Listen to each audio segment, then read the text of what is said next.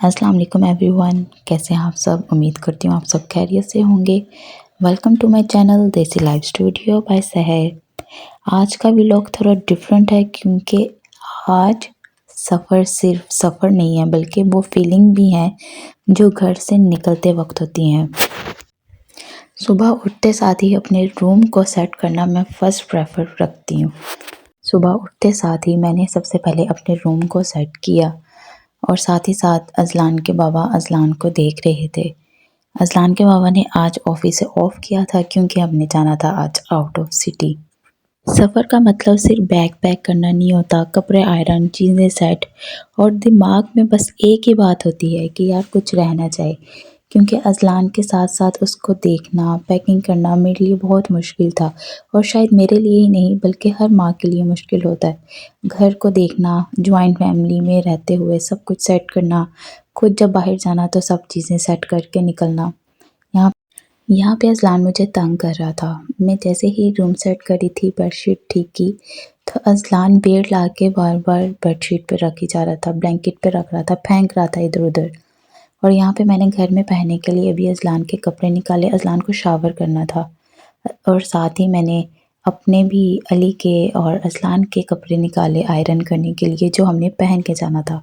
अज़लान को शावर करवा लिया था। मैं यहाँ पे अपने कपड़े प्रेस कर रही थी और साथ ही साथ मैं ये चीज़ सोच रही थी कि यार बहुत एक्साइटेड हूँ मैं और मैं फटाफट बस रेडी हो जाऊँ और मैं चली जाऊँ। और मैंने जाना कहाँ था ये भी मैं आपको बताती हूँ।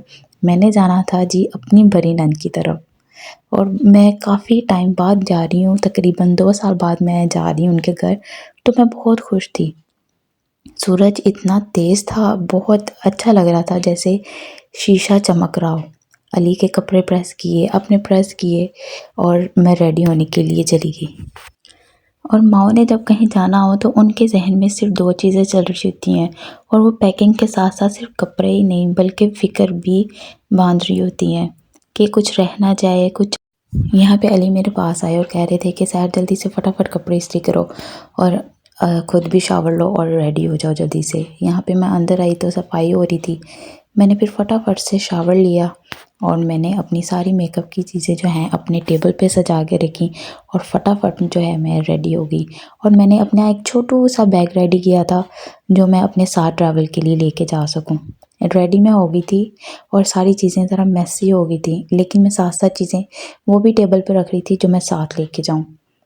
रेडी होने के बाद मैंने कहा आप लोगों को अपनी लुक जो है वो दिखा दूं। शायद लुक नहीं मैं कह सकती, अपनी ड्रेसिंग ही दिखा सकती थी।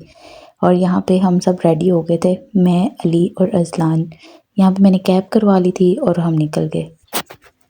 आज का सफ़र सिर्फ सफ़र ही नहीं बल्कि उन रिश्तों का है जो छोटी छोटी बातों में मजबूत होते हैं।